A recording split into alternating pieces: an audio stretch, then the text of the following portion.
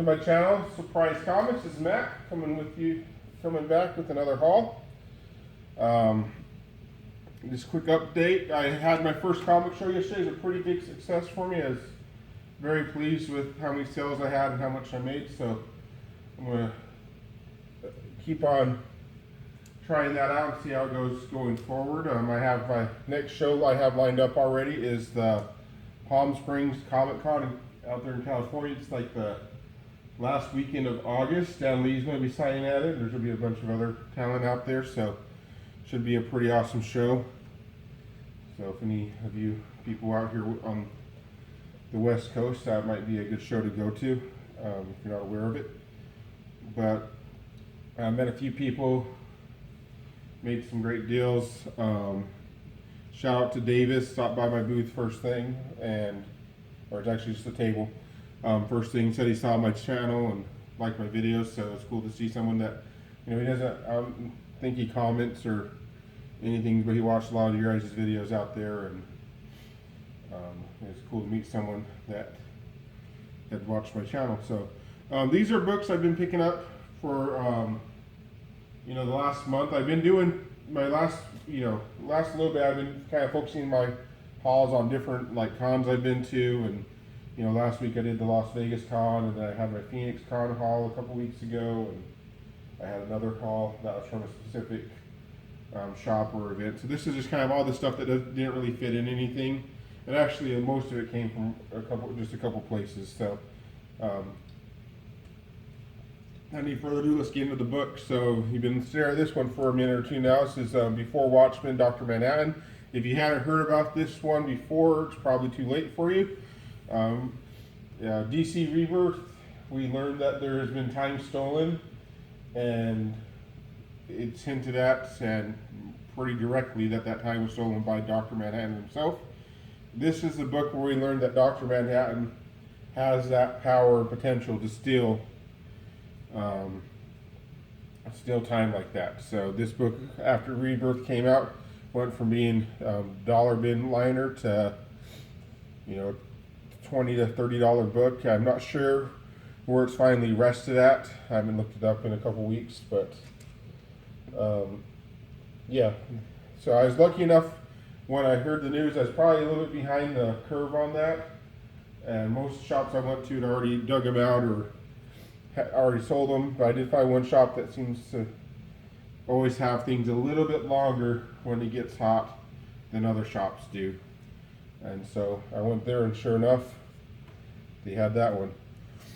Other book to keep an eye out for is a book that not a lot of people know about. This is Wonder Woman number 90. This is the first appearance of Artemis. For those of you who aren't familiar with Artemis, there's actually two different Artemises that you may run into. There's the one that's that you know from Young Justice. That Artemis is different from this one. This Artemis is a Amazonian, and kind of a rival to Wonder Woman from the Amazons. And this book's picked up a little bit of heat over the last couple months because in the new version of Red Hood and the Outlaws, they've done something very interesting, I think, where instead of having, before we had Starfire and Arsenal as the Outlaws to go along with the Red Hood, which seemed like, it was a good start. And, I'm a huge Red Hood fan, but there has not been a good Red Hood series yet, outside of the Lost Days miniseries. And I think the main problem is Scott Lobdell has been writing them ever since it started for the last 5 years, except for maybe a 6-month break he took on. Tivion took over, and I don't mean to rant too much, but Tivion took over, and I like Tivion as a writer, but he was in such a weird spot that Lobdell put those characters in, that what he wrote was just as garbage as what Lobdell wrote. And but I always thought it'd be like a team of outlaws, more of a team book than just it was more of a partner book, or just the three of them and a friend book, and it just wasn't very good. The outlaw part wasn't really played up like you expect from anti-heroes. But this time they're doing it a little bit different. They're taking Red Hood, who's obviously like a Batman anti-hero. He's just trained by Batman. He knows Batman's secrets. He knows everything, and he can do everything just like Batman at the same level, but he can definitely rival him. And then we have a Amazon to rival Wonder Woman, kind of create. And then the other third member of Red Hood and the Outlaws coming up is going to be Bizarro, who is a good, anti-hero to go across Superman. So we have kind of like a dark trinity. And if they don't do some sort of crossover where those two teams fight each other, then it's just a shame. And it has a lot of potential to be a really awesome book. But again, the biggest problem I see going forward, Scott Lobdell is writing it, and I don't know if Scott Lobdell has ever written anything good. He definitely has it in anything I read. I've read some of his Teen Titans stuff. I've read his Outlaws, read his Arsenal. I know back in the 90s he wrote a lot of X-Men stuff that he did get a lot of acclaim for, but I am not terribly familiar with that. I didn't really pay attention to writers back then. But that's enough about Red Hood. Artemis, I picked this one up for, it was just like in that comic book store, just in their back issues with everything else, and they charged me $1.25 for it. And this book can go anywhere between $20 and $40 depending on condition and stuff. So super excited to get this. I got these at a bookstore. Injustice, Gods Among Us. I think that's the third print sketch variant. These Injustice comics are awesome. If you have not read them, definitely pick up the trades. Find a way to get your hands on them. They're not terribly expensive, but they are really good reads. Number 3, second print sketch variant. Now, when they first came out, 3 years ago or whatever it was, this book was really hot, and you could really flip them for a lot, but the prices really died down. Even number 1 still has a little bit of value to it, but not tons. This I picked up at a comic book shop. It really is a pretty rough copy of Marvel Spotlight on Moon Knight, number 28. This is the first solo appearance of Moon Knight. This is like a good copy at best, maybe with a good press. I might be a very good minus, very good plus, or good plus. But I only paid $5 for it, and so, like they say, no grade is, no bad grade is better than no grade, or however it goes. So, there's that. This next little batch I'm going to show you, this comic book shop. He got a huge stash of just long box after long box that he picked up from a storage unit, and I dug through them. Most of these, it's kind of weird. You dug through, you pulled out what you wanted, and then he just kind of randomly just gave it a price between $1 and $5 for each book. And sometimes he'd say $5 for a book that's worth $2, and he'd say $2 for a book that's worth $20. And I don't know if he really knew what he was looking at, and just kind of just making up stuff as he went along. But either way, I got pretty good deals, spent quite a bit of money. This isn't everything he had. I just pulled out a few just to make this haul, so I'd have something to put up today. But we're going to start with Action Comics number 775. This is a key issue. It is the first appearance of Manchester Black and the Elite. Really awesome story, really awesome storyline, really awesome characters. There was an animated movie that highlighted these characters as like kind of a new up-and-coming Superman replacement, someone who works within the government and things like that, and really well done. It was a good blend of light and darkness in the stories, and Superman doubting himself, and just a great story. Great book. This is another book that, if you're looking for stealth buys and books you can pick up, this can go anywhere between $10 and $25 on eBay, depending on just what's going on with the things. And oftentimes you can find it pretty cheap in comic shops or shows and stuff, because people aren't always have this on the radar. The next issue I have is Amazing Spider-Man number 1 from the 1999 series. This is the Dynamic Forces variant. And this is another book that, I think I paid $2 for this one as well. And this one can go from, anywhere between $10 to $40, depending on the day. This is a really high grade copy here. Of all the variants for this particular comic, this is the best one. This is the one you want to get. Unless there's another really extreme one that I don't even know about. But I don't think there is. The 20th anniversary of X-Men #1. This is you can tell it's a variant. It says 20th anniversary. And the background's brown instead of green right there. And this is extremely, this one, I don't know how rare it is, but it has a lot higher value. I know it has a much, much lower print run. The X-Men #1, that original one, that's the most printed comic in the history, or if not the one of the most, with all the different variants. I think there's 5 different variants for that one. This has that same gatefold cover, and this one can go between $20 and $30. I've got that one. I think he had that in the $3 pile. The really rough copy of Strange Adventures #206. So it's either, I'm pretty sure it's the second appearance of Deadman or the third appearance. I can't quite remember off the top of my head if it's 205 or 204. That's the first appearance, but I think it's 205. So again, so I picked that up, and I think he charged me $2 for it because it was in such rough shape. And anytime you get Silver Age like that for $2, I jump on it. But again, rough shape. I was looking at it earlier today. It does have a the inside wrap is not attached. So yeah, it's just a cool book to have either way, though. Move on. That's it for that shop.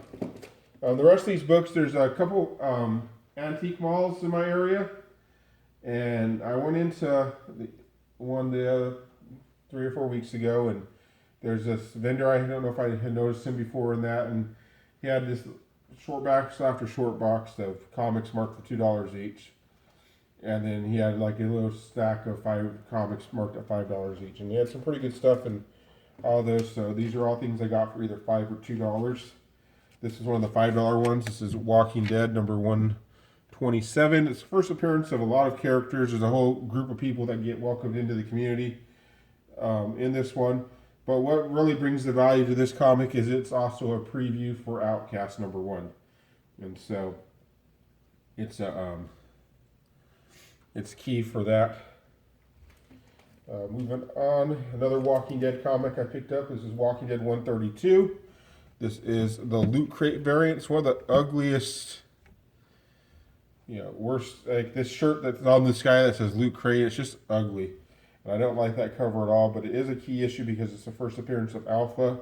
And I looked at this book when I was bagging it and getting it ready to show you guys today, and this is like one of the nicest conditioned comics I've ever owned. There's nothing wrong with it. I looked it over. I'm probably going to send it to get graded because, I've never really, I never think I'm ever going to get a 9.9 or 10, but this definitely, as long as it ships without sustaining any new damage, is a candidate to get higher than a 9.8.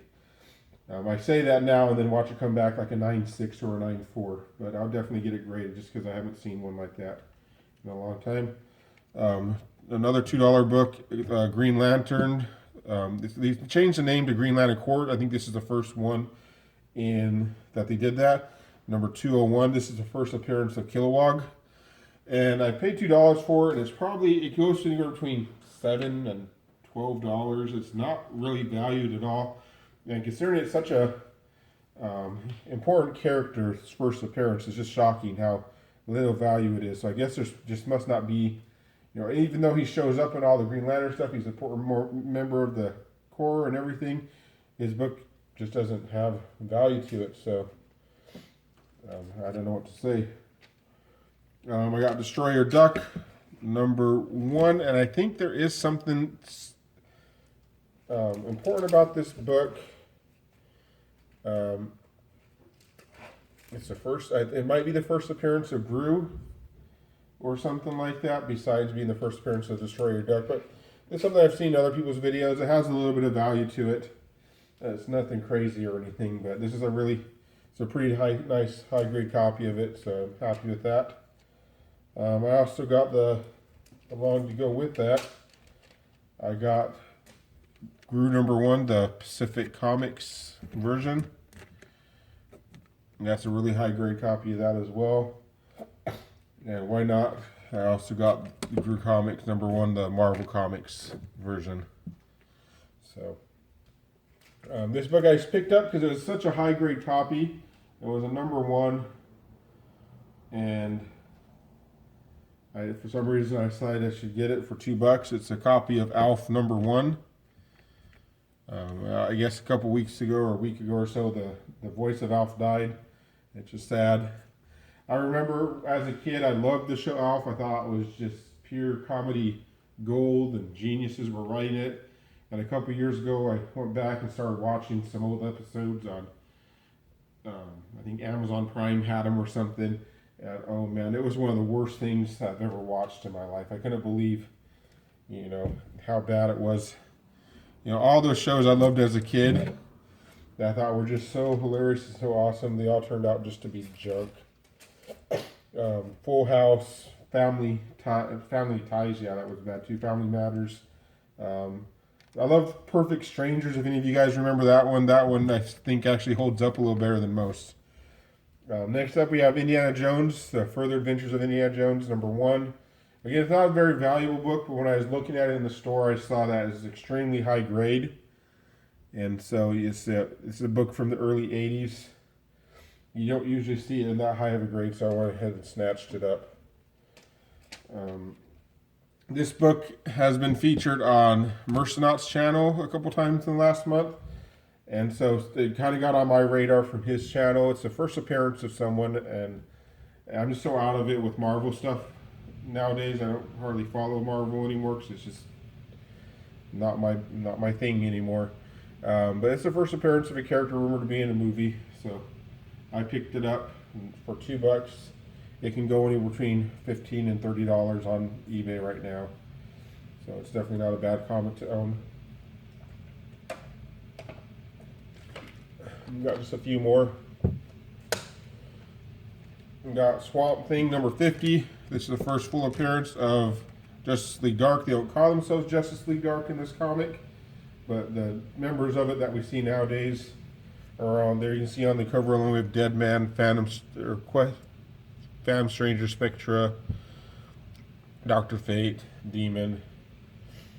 So pretty cool. This I got, and then I was a little disappointed when I got it home and I saw that it wasn't. There's a little bit some tears down here that break through the cover. But this is Spider-Man and His Amazing Friends #1. This is the first appearance of Starfire in comics. Yeah, I remember watching the reruns of this when I was a kid, and it was hardly ever on. It was well before my time. But when it came on, I'd always get excited because we didn't really have, we had Thundercats and we had Ninja Turtles and all sorts of hero stuff, but they weren't the superheroes from the comic books that were in cartoons when I was a kid. Except for, I guess, Ninja Turtles were from comic books technically, but kind of a different version of them. Up next, we got a nice high-grade copy of Batman 417. This is the first appearance of KG Beast, another $2 purchase. And all the comics I've shown you right now are $2. So I think Teen Titans #1. This is the third print. It's kind of an homage, a swipe cover from New Teen Titans #1, swiping the George Perez cover. Picked up East of West #1. Only heard good things about this. Have not read it. This is my second copy of that, I think. A $2 pickup. We got Flash 325. This is the third part in a storyline about the death of Reverse Flash. That was a $5 pickup. Got these for $2 each. Superboy #0. This is the first cameo appearance of King Shark, and you can't have that without Superboy #9, the first full appearance of King Shark with him on the cover and everything. I also got Lazarus #1. I picked up actually 5 different copies of this for $2 a piece from the same vendor. So super excited to get all those. It's one of the books, I remember when it first came out, I just kind of barely got back into collecting comics. I started picking up things now and then on spec, but not really doing a whole lot of that. And this one came out, and for some reason, I passed on it, and for some reason it haunted me like, oh man, I should have gotten that book, and it kind of stuck with me, and I never got one. And then, a few months ago I got one finally, and I didn't pay more than cover price then, and then I got 5 copies now for less than cover price. So it did haunt me for a while, but I definitely made up for it. And the last comic I'll show you today is Superman Annual number 11. This is the first appearance of this, I forget what it's called, some sort of rose. I think it's some alien rose. It attaches to you, and it's a parasite, and it gives you hallucinations and dreams of your deepest wishes as it kills you. And so it's a really famous story in this one. They redid it in Justice League Unlimited, the cartoon, and there's a really good episode. And then they did it again on Supergirl. And when they did it on Supergirl, this went from being an $8 to $10 book to a $40 book overnight, and it's actually sustained that value over the last few months since that show aired. So super excited to get it for just $2. It's a cool story. I think it's an Alan Moore story, so it's not, you're not talking about some hack writing it either. So that's my haul. I hope you enjoyed it. Nothing too exciting this time, but just a lot of solid buys at really good prices. Thanks again for watching. Like, comment, subscribe. You know the drill. I hope you enjoyed it and had a good time. Oh, no, not the beast! Not the beast! Ah!